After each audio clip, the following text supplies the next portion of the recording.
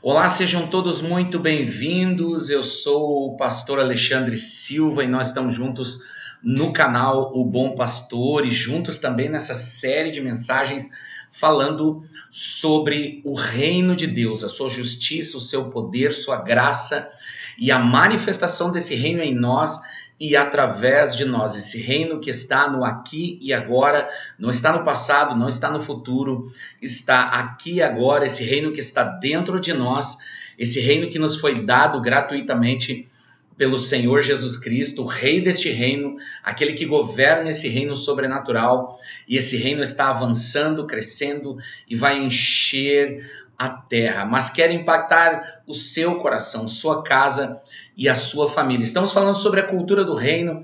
Que reino é esse? A cultura e o poder deste reino. E eu quero falar hoje um pouco sobre a preocupação. Eu não sei se você é uma pessoa preocupada, se você se ocupa com coisas que ainda não aconteceram. Eu posso dizer para você que 70% das coisas com que você gasta o seu tempo se preocupando, talvez jamais aconteçam em sua vida. Muitos gastam boa parte da sua vida com as preocupações que nunca acontecerão.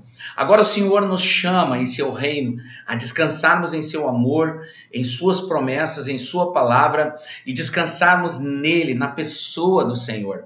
Eu quero ler para você Mateus capítulo de número 6, a partir do versículo de número 25, que diz assim: Por isso eu lhes digo que não se preocupem com a vida diária, se terão o suficiente para comer, beber ou vestir.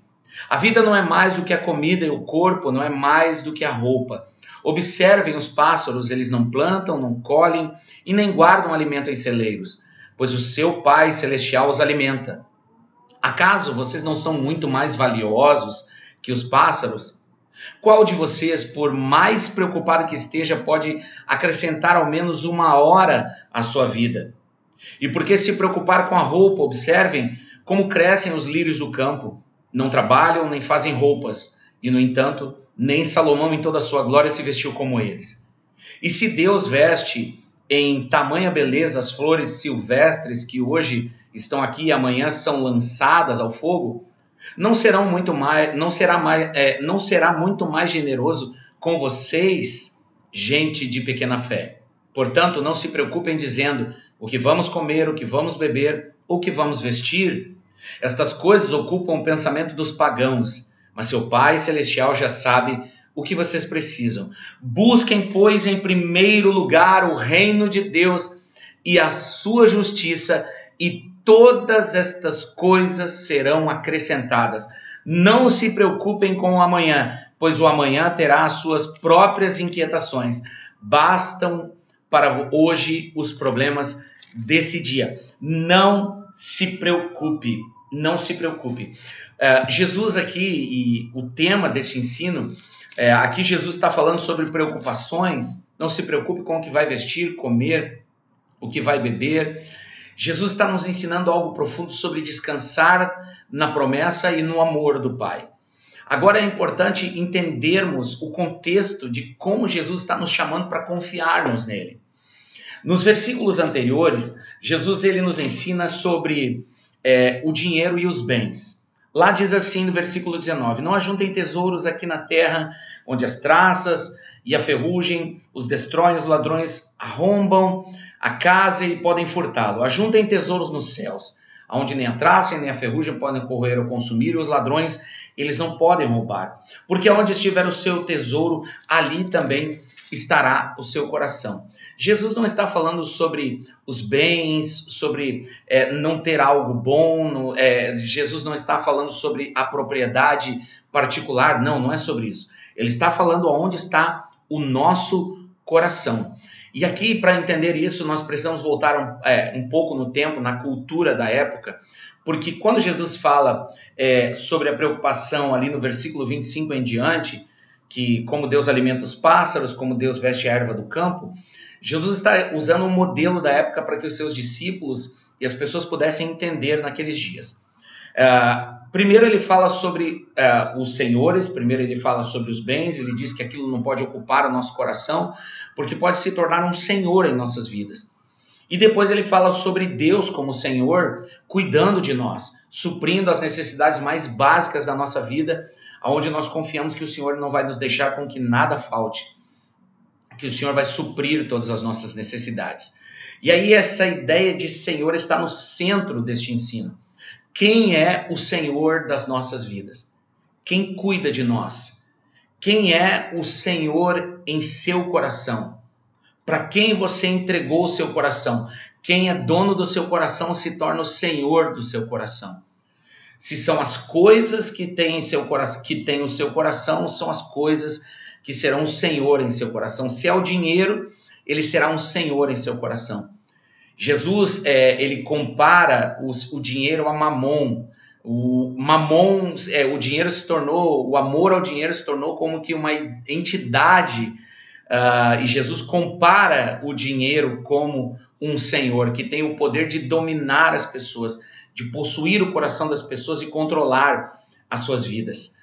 Agora, se o Senhor é Deus em nossas vidas, nós pertencemos ao Senhor, nós sabemos que o Senhor vai suprir todas as nossas necessidades.